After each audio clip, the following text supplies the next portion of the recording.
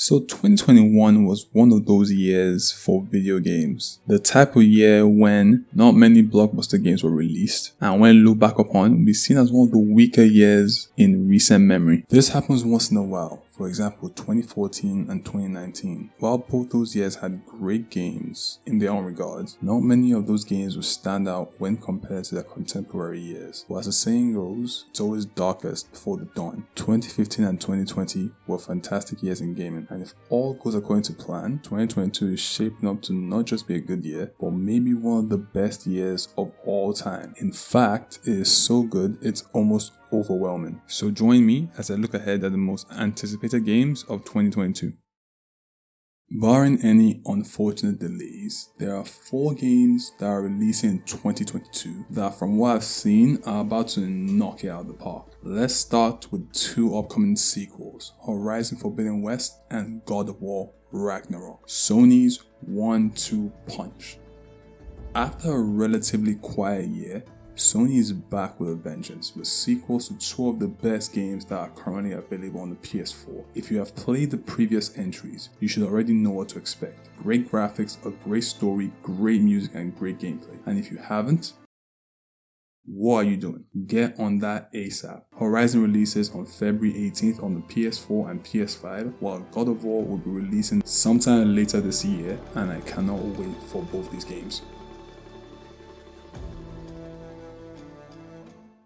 On the other hand, we have some familiar studios launching new big franchises. These are Starfield and Elden Ring. Elden Ring is the new role-playing game from the creators of Dark Souls and Bloodborne, From Software. It looks crazy. They seem to have taken all they've learned from their previous games, fused them together, and polished it to perfection. If you're looking for a punishing open-world RPG, look no further than Elden Ring. It releases on all platforms on February 25th.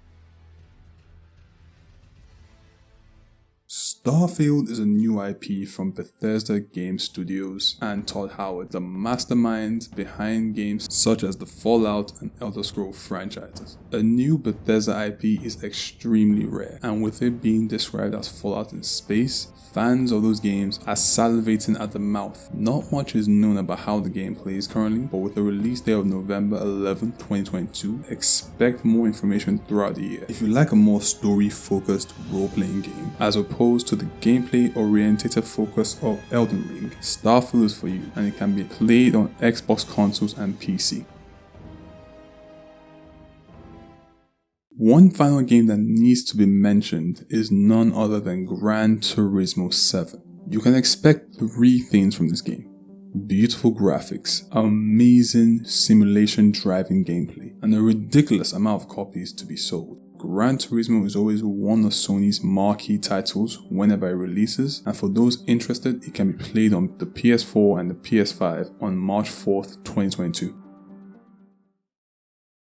This next batch has games that have the potential to be mega hits, but with the wrong set of circumstances, they could easily fall flat. For starters, Pokemon Legends Arceus and Sonic Frontiers. 2 classic franchises that are making some much needed tweaks to their gameplay. They are in here due to their recent games not impressing their core audiences, and while their recent trailers have been positively received, there is still some healthy skepticism. Pokemon Legends Arceus is a prequel to Diamond and Pearl and looks to combine the elements from all other Pokemon games while taking heavy influence from The Legend of Zelda Breath of the Wild. Interestingly enough, Sonic Frontiers is also borrowing from Breath of the Wild, but at the current moment, not much is known, but you can expect more throughout the upcoming year. If you are interested, Pokemon releases on January 28th, exclusively on the Nintendo Switch, and Sonic's release date is currently stated as Q4 2022 on all consoles.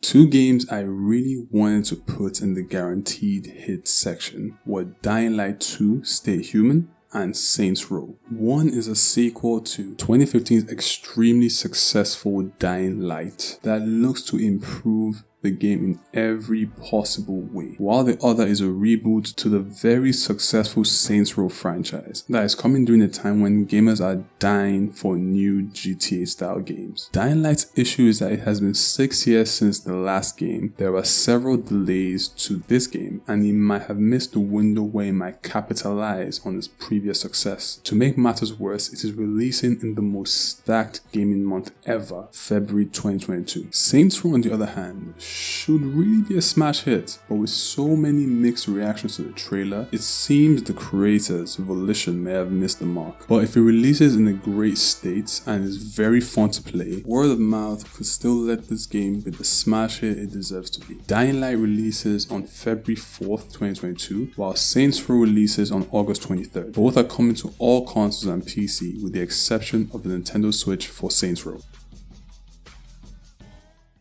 There are a few more games I would love to mention. While not being as hyped as the previous 4, they could make a huge splash in the industry under the right circumstances. These include the following: King of Fighters 15, that releases on February the 17th on all consoles except the Switch. With fighting games having a bit of a renaissance, a classic franchise such as this could find new life in 2022 in a similar manner to the likes of Tekken, Mortal Kombat and Street Fighter in years past. Triangle Strategy releases on March the 4th exclusively on the Switch. Following the surprise hit that was Octopath Traveler, Square Enix will be delving back into their HD 2D engine for a new adventure, but with a slight twist in the gameplay format. Triangle Strategy, as the name says, is a tactical RPG, as opposed to the traditional RPG that was Octopath Traveler.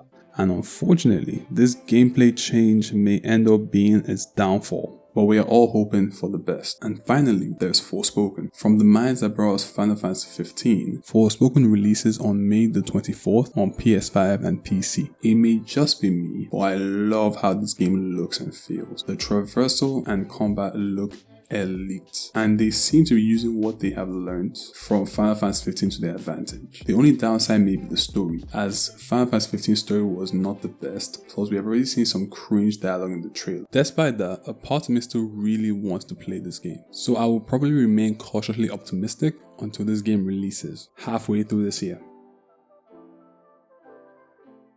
These next 3 games will be guaranteed smash hits if there was more concrete information on their release dates, but on the off chance they drop this year, you should definitely look out for them. Let's start with Platinum Games' Bayonetta 3. Bayonetta is a franchise that has mastered the art of fluid, insane combat. Created by the original Devil May Cry team, Bayonetta 3 seems to be their best looking and feeling game to date, and if it does release, you can expect to play it on your Nintendo Switch.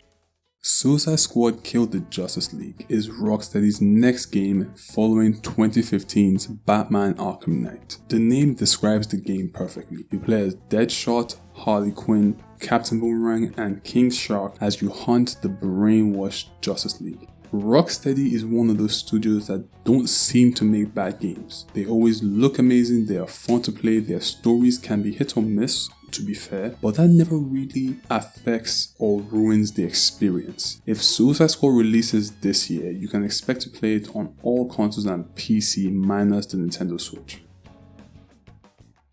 And finally, we have the big gun, the beast, the king himself, the game that other games on the list seem to be copying, The Legend of Zelda Breath of the Wild 2. This is a sequel to one of the greatest games ever made. Play it on your Switch when it releases. This is not even a recommendation, it is an expectation. This was number 1 on the guaranteed list originally, but I realized it may actually not release this year. But if it does, 2022 is going to be a year for the ages.